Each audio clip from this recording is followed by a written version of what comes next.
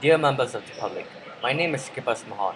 I am a member of the United Nations Educational, Scientific and Cultural Organization, which preserves natural monuments. Recently, we have dedicated our time to saving all the important monuments in Lake Nessa, the reservoir created to store the water released by the Aswan Dam. Also, we are working with other environmental organizations to stand against the construction of the dam. I will now pass the time off to my assistant, Go Jingray. Much, Skipper. I'm Jimmy of the Wildlife Conservation Society. Construction of the Aswan Dam has affected the migration routes of thousands of fish and many species to their breeding grounds.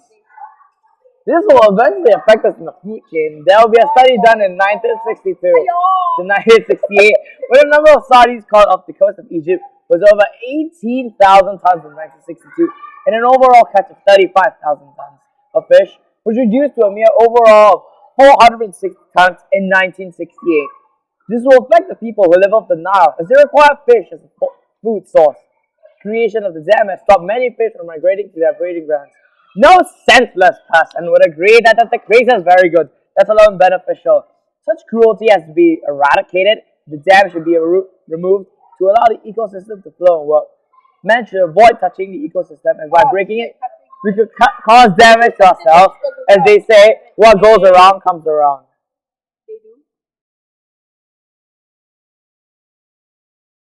The Wildlife Conservation Society.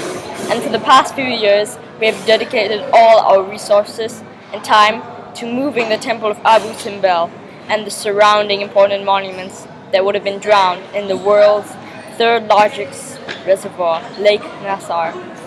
Though we were able to save the temple and some of the monuments, there are still innumerable more historical sites, artifacts, and great Nubian monuments that were absolutely priceless, and they were all lost in the flooding and submerging of the lake.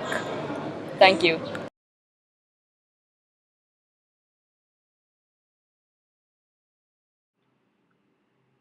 Due to the dam, sediments is primarily retained in the extremely dense network of irrigation and drain channels.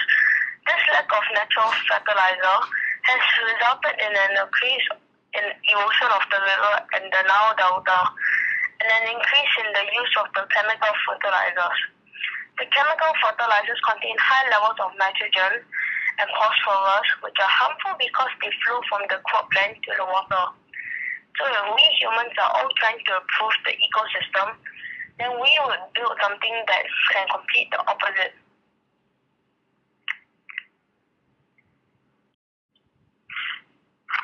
In conclusion, we should not support the building of the dam as it will destroy the ecosystem and harm the environment.